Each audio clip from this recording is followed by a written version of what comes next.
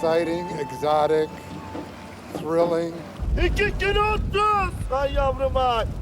nice, it's special, it's very good, food is great. And I wanted to come someplace that was decidedly different from what we're used to. That was somewhat Western, but also somewhat Eastern. I think Istanbul was the perfect place. In most Turkish cities, it's possible to experience the layers of history within a few blocks. But nowhere is the richness of an old culture as apparent as in Istanbul. Skipping over this great city while visiting the country would be like visiting New York and never seeing Manhattan. Istanbul was Constantinople, now it's Istanbul, not Constantinople. Been a long time gone, old Constantinople still is Turkish delight on a moonlit night. Abini gelsin mi abini de dondurma verelim.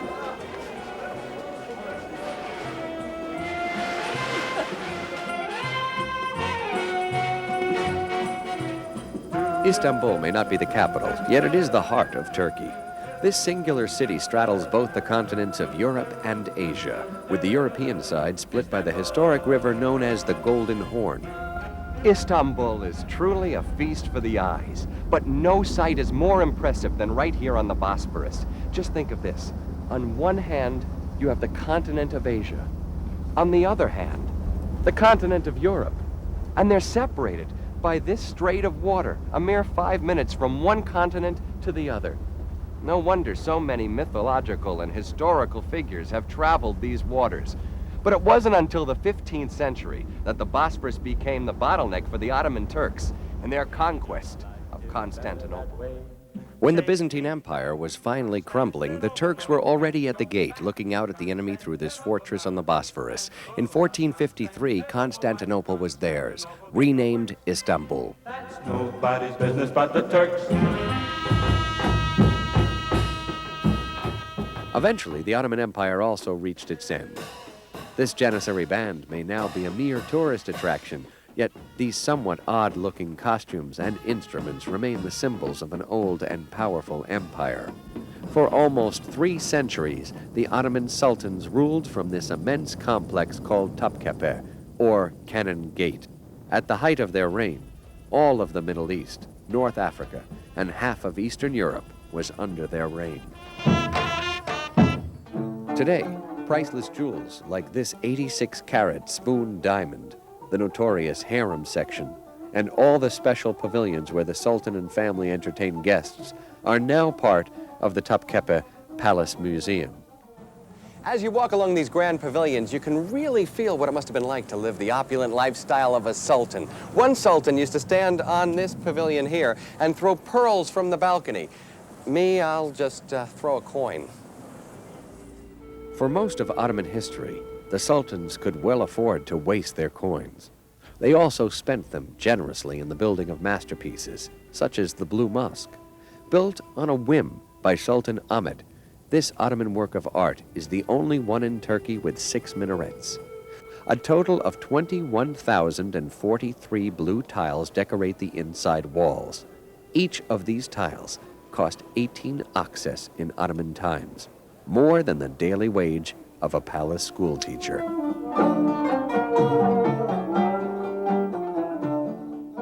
If the rush of history and the streets become too much for you, you can sip your tea and take it all in from a distance on an old Istanbul ferry. And if you really want to get away from it all, you can take your ferry out here to the Princess Islands, where the pace is slower and the air exhaust-free. Cars are forbidden on these islands, and if you can spend an afternoon enjoying a ride through the pine groves, make sure you know your ferry times back to the city. Because if you catch the right moment, the sunset will transport you back to a time when men of a different century fought hard for the love of this city called Istanbul.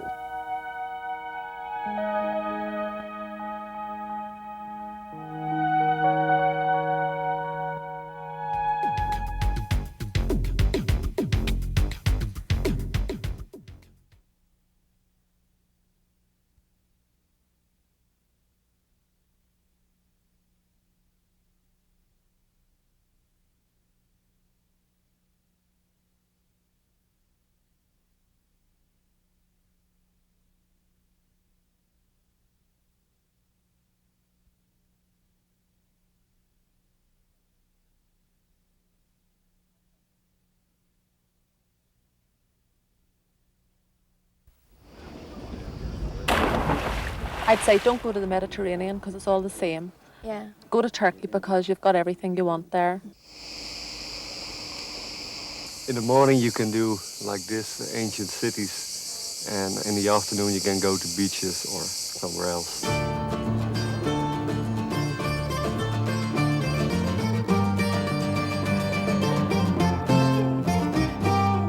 The stretch of golden coast from Marmaris to Antalya forms the western portion of Turkey's corner of the Mediterranean. These rough hills and clear waters were fertile terrain for the growth of ancient civilizations. The Greek and Roman cities that dotted these coasts, rich in trade culture and the seafaring tradition, are the very places where Western civilization bloomed. In those days, Antony and Cleopatra frolicked in baths and on beaches. They had the right idea. And Alexander the Great marched his army waist-deep in water along the shore.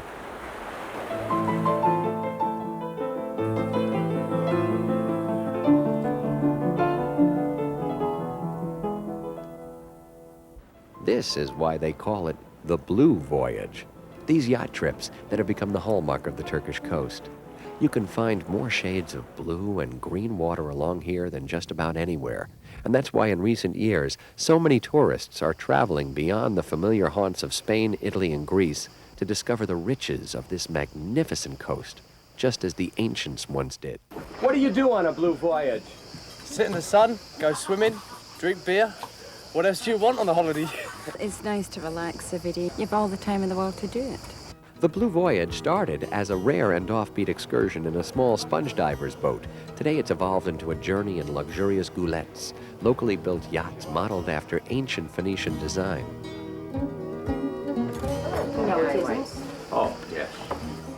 When we hear the word yacht, we tend to think of millionaires and very expensive vacations, but not on the Turkish coast. Do you have to be rich to go on a blue voyage and live like a king like this? No, not really. No, considering what you do, 2 weeks on board a luxury boat like this, yacht like this, and nothing to do, it's lovely. What would you say to the Yanks in America about this place? Well, I don't understand why you haven't found it yet. Yeah. You're usually quite smart with everything else. It's going to take us about an hour to get to the mud baths. Going out into the sea, round past Turtle Beach. As if sun and sea weren't enough, the Blue Voyage is more than just a boating tour. It's a casual encounter with the past at every turn. Halfway between Marmaris and Antalya is the beautiful beach of Patara. Legend has it that St. Nicholas was born here. Can you imagine jolly old St. Nick at the beach here? Well, that's a happy footnote to this area and its history, where at one time the Lycians predominated. They had a hauntingly beautiful obsession with death.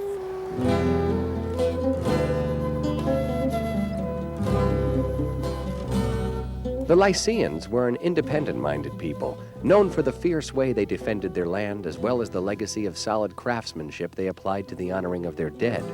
In the small town of Kaş, a huge Lycian sarcophagi now sits idly in the middle of the shopping area. In the Bay of Kekava, Lycian tombs still stand, half submerged in the sea. And in Dalyan, an added adventure in a small tour boat is required to experience the true height of Lycian resourcefulness and design. The half-hour ride through a long and winding marsh is well worth the trip. Just when you're tired of waiting, they will appear.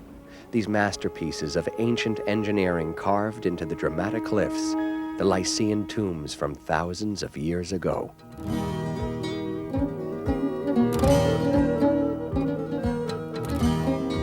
It's said that modern tools cannot easily copy the Lycian ingenuity. Not that anyone has tried. Today's technology is used for making the coast into a first-class resort heaven, and succeeding at it, too. The old-timers here remember the days when visiting these shores meant sleeping in tents. But today, many of the former fishing villages here have become boom towns of tourism. Take Marmaris. Today, Marmaris is #1 in yacht chartering and home to the Golden Dolphin, a 5-star resort nestled in a stretch of pine forest.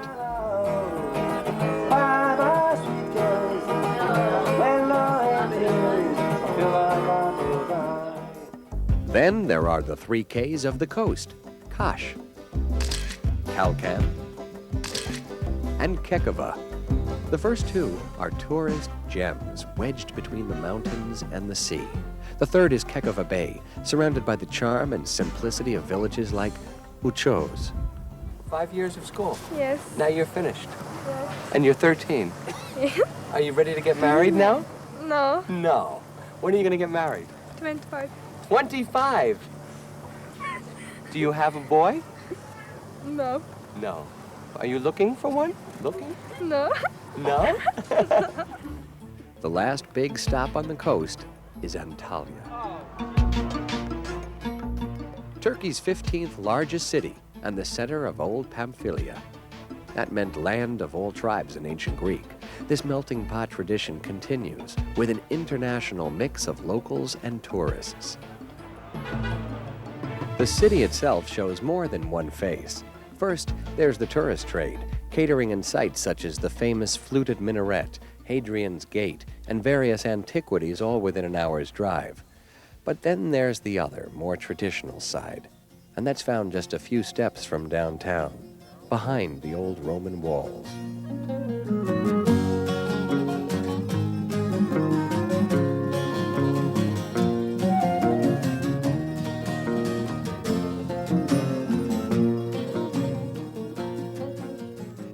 That's the other Antalya, the one that doesn't always make it to the postcards.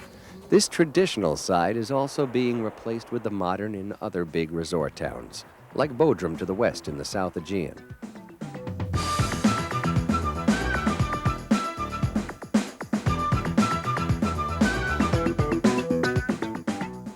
Who would have guessed, traveling out of the edge of Europe at the frontiers of the Middle East, one would find a veritable Turkish Saint-Tropez, visited by the likes of Barbara Streisand, Dustin Hoffman, and Mick Jagger.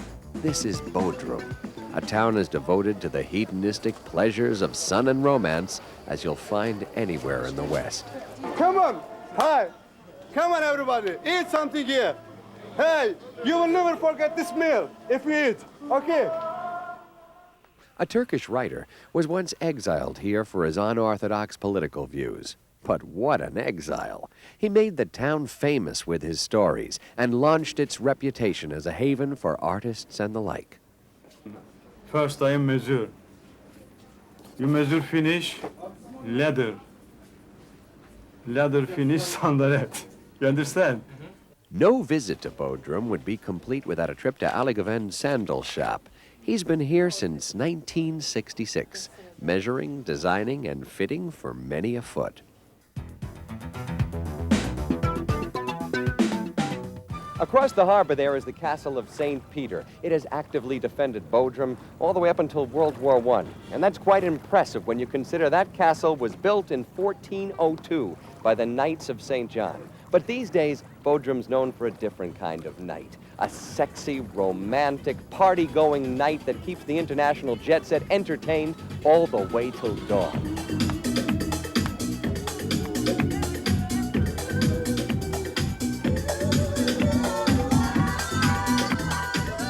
We have punks, we have transsexuals, we have gays, we have everybody here.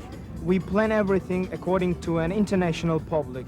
So our guests, 50% Turkish, 50% foreigners. So we want to satisfy all of them. An open-air disco with Greek columns, a laser show with blasting Western music, and a 15th century castle with the silent moon above. Nothing could be more fitting for the Turkish Riviera.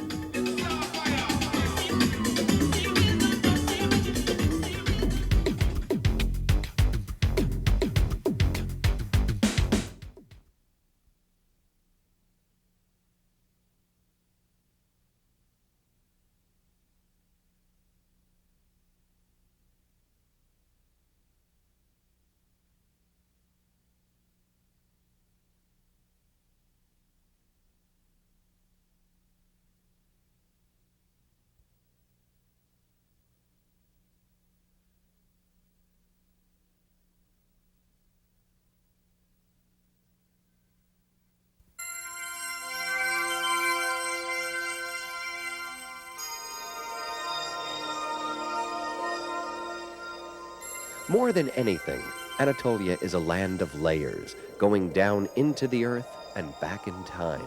From ancient Ephesus on the west coast, to Mount Nimrod in the east, to Aspendos in the south. It is, and has always been, a swinging door of mankind's marches through time. The kingdom of Commagene might have been a mere footnote in history, except for the extraordinary ego of its self-styled ruler, Antiochus I. The tiny kingdom held a precarious balance for a brief moment in history between the advances of Rome and the ambitions of Parthia, and it might have just faded into the pages of history if it were not for Mount Nimrod. Just fantastic. Words can't really describe it. How in the world did they get all this rock up here in the first place? I'd say it's the experience of a lifetime. Here you are on top of the world, 7,000 feet above central Turkey, on the top of Mount Nimrod, where 2,000 years ago, Antiochus I built this tomb. There's an inscription here that proclaims this place will stand forever. And of course, erosion and earthquakes have taken their toll, and some of the heads have fallen from their perches. But even now, 2,000 years later, I don't think there's a place as impressive as this anywhere in the world.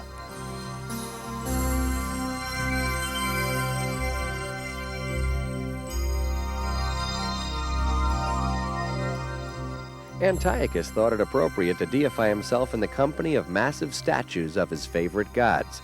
Here's Zeus in all his glory. To the left is the aesthetic-looking Apollo, and to the right is Heracles.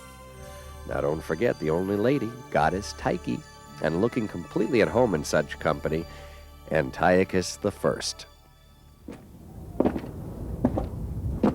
Walking along this terrace is like moving around on a giant chessboard, and these heads the chess pieces of the gods, watching it all from the best seat in the house.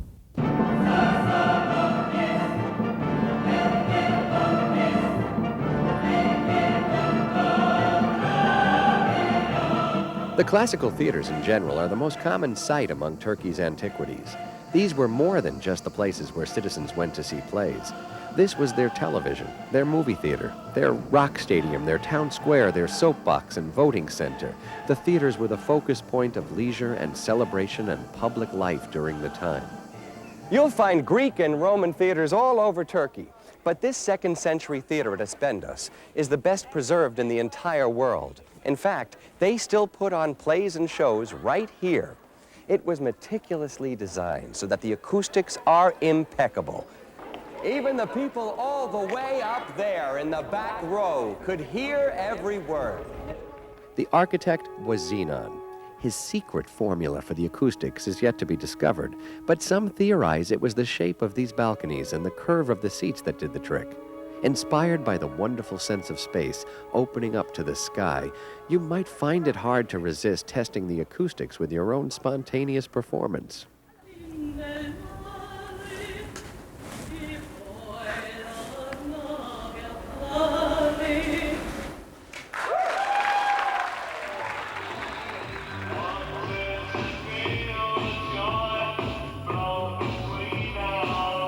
At the peninsula town of Side, the ancient theater tradition lives on in another way.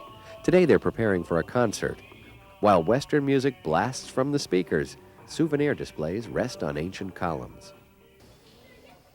Further west on the Aegean coast, another theater sits quietly, carved into the slopes of Mount Pion. This was home to ancient reveries to Artemis, the fertility goddess, and later to the preachings of St. Paul.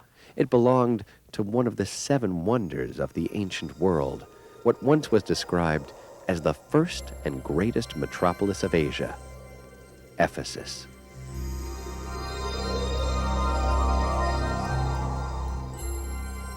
Rome has the Colosseum, Athens has the Parthenon, but Turkey has an entire city from antiquity, the city of Ephesus. Every year, thousands of people come here to see the ruins.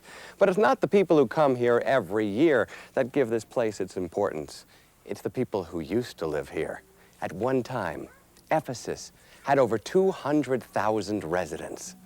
This was downtown Ephesus, with private houses to the right and public buildings to the left. It was the heart of the city, and legend has it that water flowed freely down the middle. Walking down this colonnaded path known as Harbor Street, you can't help trying to imagine this bustling city.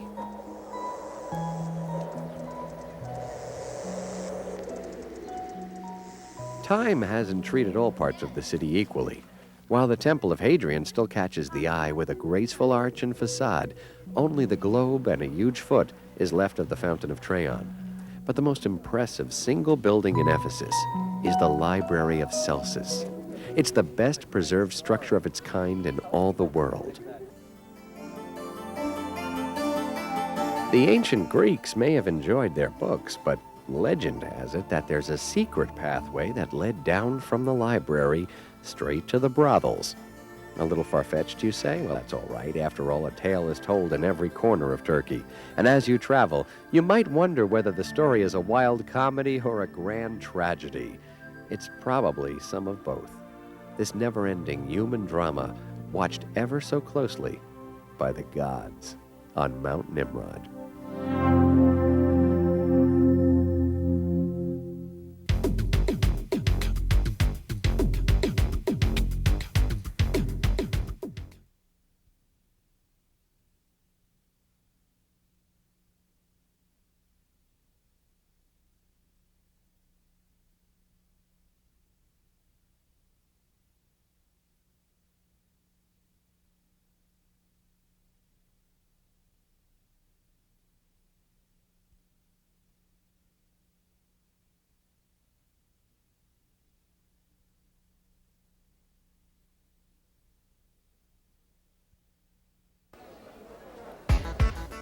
Everyone likes leather jackets and carpets and what have you. And I can afford to travel to Turkey without any problems whatsoever. In Turkey you can get very much value for the money you spend here. So high quality and low prices, that's got to be a winning combination. Yes, that's why we are so big. Yes, shopping is big in Turkey. It would be very hard to come here and resist the temptation to buy anything, from leather to lavender, not to mention food. Food is so plentiful and so cheap. First comes seafood. Consider that Turkey is surrounded by water on 3 sides. And how about this whole street full of sizzling kebab stands? And for you vegetarians, beautiful fruit markets overflowing with fruit. At markets like this, you can see why Turkey is one of the few countries in the world that can feed itself. 1,5 kilo. Böyle bir demet şey yapıyoruz. Demet işi bunlar böyle 3.000 lira. And if you're in the mood for something more exotic, take a stroll through Istanbul's Egyptian market, where touching, smelling, and tasting are all free of charge, not to mention the bonus entertainment. This market is full of smells we don't even have words for. It was originally built as a spice bazaar in the 1600s, when most of its goods came from the banks of the Nile, and every spice had its special medieval powers, like cumin for meanness, thyme for strength, basil for cursing, or rosemary for remembrance. It may not be like the old days when they used to sell donkeys' milk and gunpowder, but these days Istanbul's Egyptian market still has some of the most exotic and colorful bargains around. Everything from Turkish delight to the rarest of spices. You can even sample the Sultan's raisins. Delicious. If you've been imagining that some guy in New Jersey invented the modern mall, then you have to come to Turkey. Mazes of shops and markets seem to crop up everywhere you go, making this a shopper's paradise. But you can't escape history in Turkey even while shopping. Turkish markets owe their richness not just to the more recent boom in manufacturing, but to traditions of centuries-old craftsmanship that are still alive in the heartland of Turkey. The famous Greek theateress Bendos gives its name to this jewelry complex on the Mediterranean coast and proudly displays antique instruments for gold setting. These women practice a trade unique to the Black Sea region. Hasır Bilezik, it's called. beautiful bracelets made by interweaving incredibly fine golden threads. It takes them about a week to make one bracelet, and they make 80 to 100,000 Turkish lira on it. Well, that's not even $20. And these small works of art may end up in displays like this one, selling for more than $700 each. Craftsmanship is still very cheap in Turkey, and that's one reason why the bargains are so good. And yet, profit is not all that drives the craftsmen of Turkey. Here, in a rug shop in Middle Anatolia, a young man repairs an antique rug nearly 80 years old, and young women work on patterns that go back to the Seljuk Turks. That's 300 years before the Ottomans.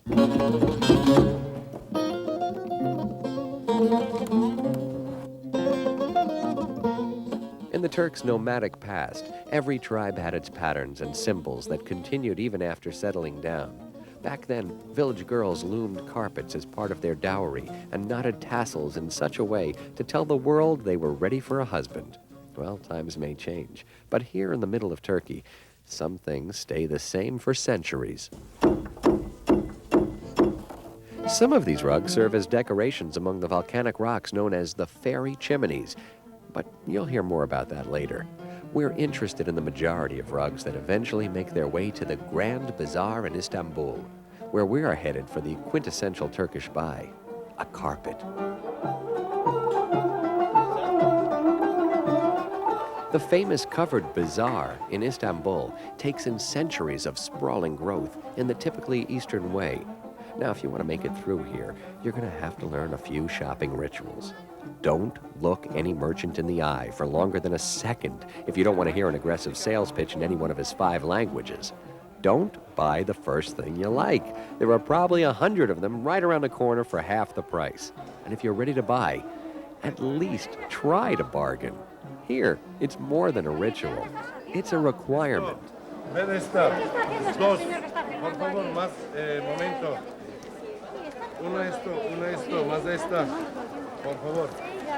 The historic bazaar is one of the biggest in the world.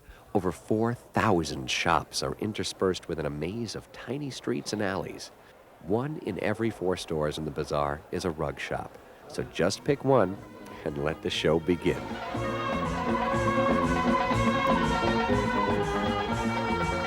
You may call it salesmanship, but nearly all rug dealers will tell you every rug is unique.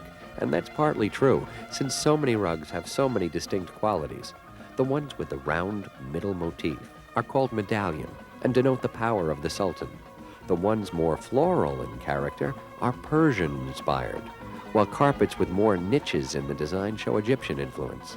And last but not least, the gems from the town of Haraka, special Turkish carpets, 100% silk. This is something that you'll keep for the rest of your life and your grandchildren. Yes, because something like that has 100 knots per square centimeters, and supposing that this is about 2.5, something like that, 2,500 knots in this carpet. But can I just between you and me, for $8,000, I'd be afraid to walk on this with my cowboy boots. If you want to get a good bargain, just know what you're looking for, and remember, you can't go wrong. Any carpet you buy here will probably cost at least half of what it would cost in the United States. But the bazaar doesn't end here. If you go to the streets outside, you'll find a sprawling, wonderfully haphazard crush of bargains, more on the black market side of cheap. And who knows, someday this lively chaos may be covered too, quietly absorbed into the official bazaar in that typically Eastern way.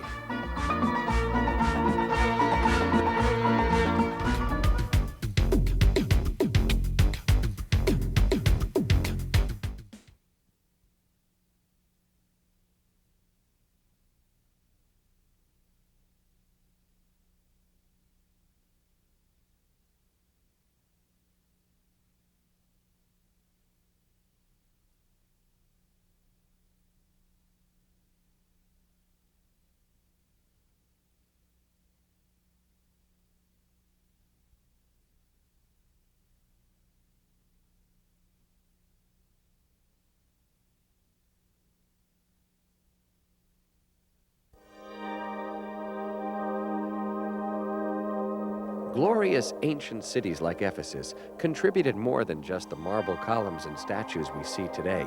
A less visible but equally grand culture also had its start here: Christianity.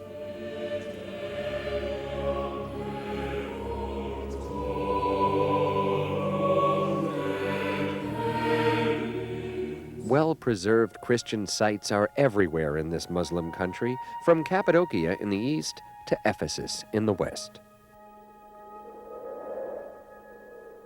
St. Paul first came here to Ephesus in the year 53 AD. His greatest rivals were not so much the local worshippers of the popular fertility goddess Artemis, but the local merchants who were doing big business in small statues of the well-endowed fertility goddess.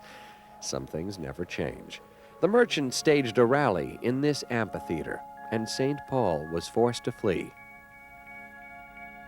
Eventually, St. Paul did win over his audience, establishing a church at Ephesus, along with two others in Anatolia, with many of Christianity's sacred rites adopted from local customs.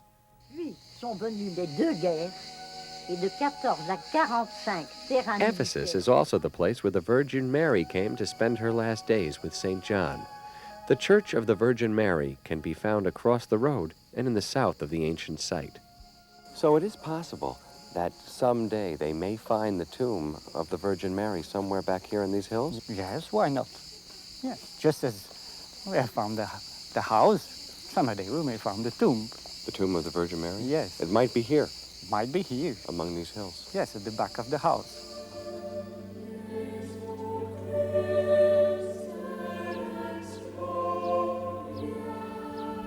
Following the steps of St. Paul also brings us to Middle Anatolia, to the once kingdom of Cappadocia. Millions of years before St. Paul ever set foot here, volcanic eruptions covered this land with thick layers of volcanic ash. Another million years turned Cappadocia into a dreamlike landscape inhabited by settlers as early as the Hittites.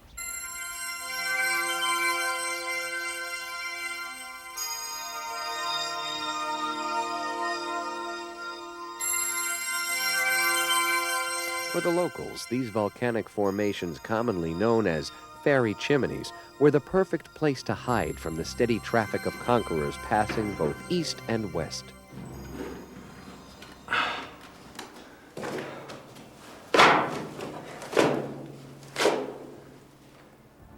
For centuries, the cave dwellers here resisted the dominating influence of any one culture until the coming of St. Paul. This malleable land with its shamanistic culture proved to be fertile ground for Christianity and for the talents of its craftsmen. Today, nearly 2,000 years later, Turkish ingenuity has turned some of these caves into hotels, restaurants, and other tourist attractions. This cave studio provides just the right temperature for the pottery work of artist Galip from Avanos. Eski ustalar toprağın karakterine göre The old masters deliberately chose these caves here because the soil dries slowly. If it were in any other environment, like a regular apartment, it would dry up real fast and cause breakage. Buralarda çabuk kuruyacaktır ve çatlayacaktır. In their zeal for elevation, the early Christians also sought retreat in the steep coastal mountains of the Black Sea.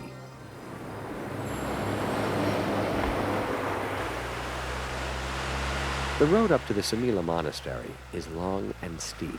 Still, it's a treat for the eyes. The dark forests are greener and lusher here than anywhere else in Turkey. For centuries, desert people fled their dry lands for these rich forests, and they, in turn, forced the Christians up to the mountains.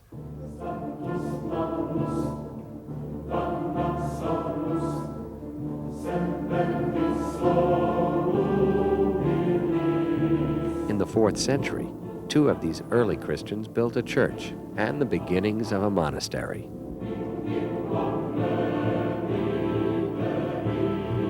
They chose this absolutely perpendicular mountain wall in Trabzon.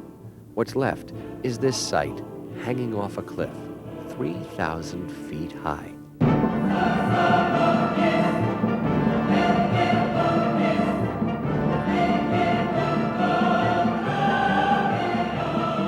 Çok detaylı, çok artistik bir yapı. They didn't use a very artistic or detailed technology here. Everything was local, wherever they could get stones and have them carried by animals in 5-6 hours times at the most. That's what they did. Bölgelerin taşları seçilmiş ve onlar kullanılmış. The ravages of time and a big fire have left their mark on Sumela. Today, the Turkish government and a team of architects are trying to recreate this piece of history, little known to the rest of the world. In the end, Rome was conquered when it declared Christianity the state religion in 313 and moved its capital to Constantinople, thus launching the Byzantine Empire. Historians and poets alike have declared Byzantium the perfect combination of the universal empire and the universal church. Many believe this balance reached the height of its glory in the creation of the great church, the Santa Sophia in Istanbul. The sense of vast space, especially the huge dome yet to be equaled anywhere in the world, makes Saint Sophia a true masterpiece. No wonder most visitors can't stop looking up and up and up.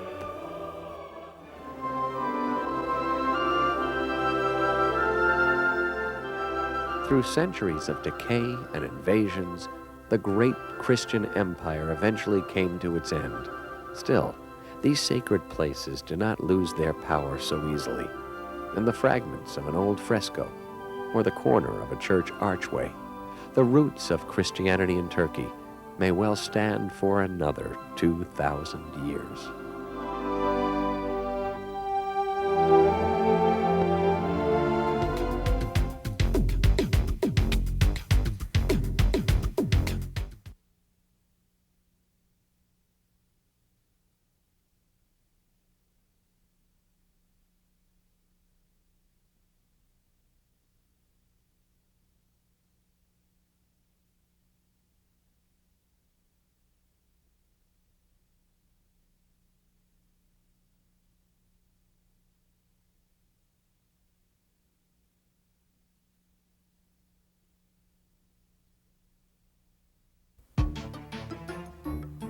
Turkey's versatile landscape offers a patchwork of choices for all kinds of travelers. If there's one place where this is especially true, it must be the Cotton Castle. People from all walks and from all over the world come here to experience one single sensation. The water is incredibly soft. It's like going into silk. In all the world, I don't see a place like this, so it's something amazing. It's terrific. Icing sugar. This shimmering white plateau is nothing more than the result of limestone-rich waters from nearby thermal springs. Now, some believe the waters in these shallow pools have healing powers. No one really knows why. What is well known is that anybody and everybody comes here, from the local women who cover their hair to the tourists who cover as little as possible. The warm springs of Pamukkale, like Turkey itself, form one big melting pot. You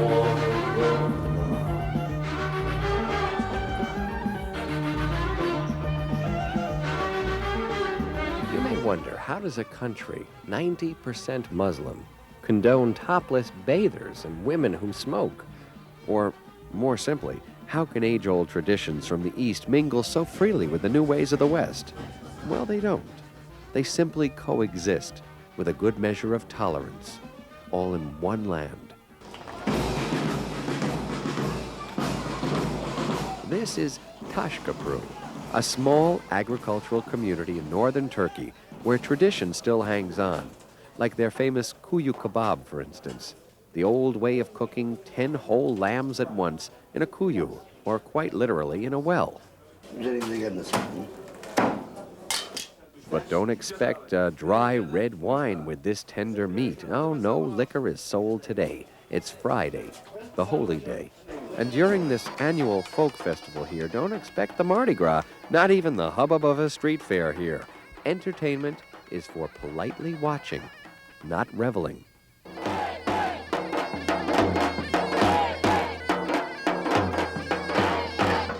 Young men and women perform regional dances from all over Turkey. This one's from the south. Now the colors are vivid and the steps are lively. But the crowd is subdued. The performers may sing and dance, but the public prefers the sidelines. Tashkapru's festival is mostly a spectator sport. Then comes the grand finale from another time and place. Altta kaldım diye üzülme, üste çıktım diye sevinme. Don't despair if you lose, and don't celebrate if you're on top. That's what the announcer's saying. The moral of the story is this: watch out, because victory is slippery. In this case, so is the victor. Welcome to grease wrestling, the Turkish tradition of swabbing yourself with oil and trying to flip over an equally slippery opponent.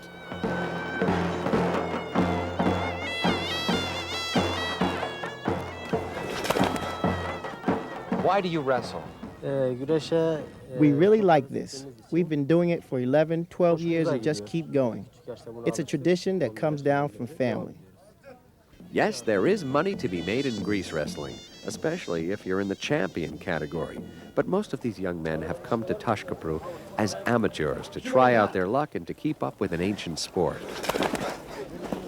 Is it important to you whether you win or whether you lose a match?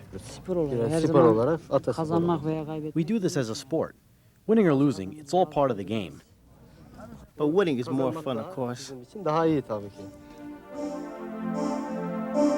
Legend has it that in Ottoman times, 40 champions were invited from all over the empire to wrestle for the greater glory of God and the Sultan. By dawn the next day, only 2 champions were left out in the field, still on their feet, but locked in a motionless death embrace. But that's only a legend, and this is real. Today's small-town grease wrestling in Turkey, where many a small-town boy gets to have his day in the sun, even for a brief moment.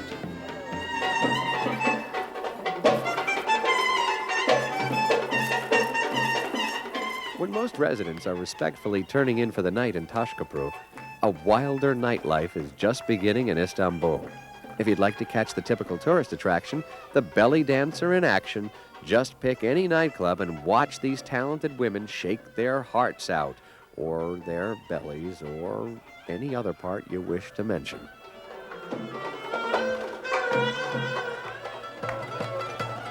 And if you've had enough shaking and shimmering in one night, make a stop in the neighborhood of Kumkapı, a choice destination for tourists who want to savor the local flavor.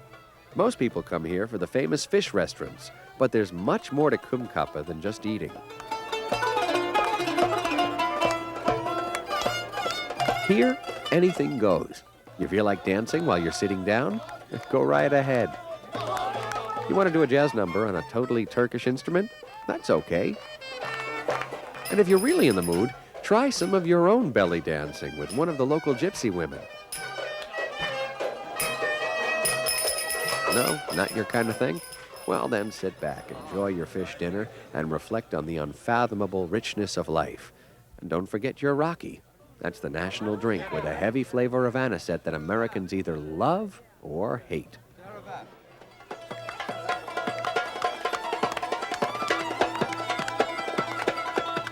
Here, in the land of contrasts, nothing can be too extravagant, too subdued, or too different. This is how it is now, and how it always has been. This mad mix, held together with tolerance, a dose of pleasure, and a great passion for the spoils of good living in this rich crossroads of the world.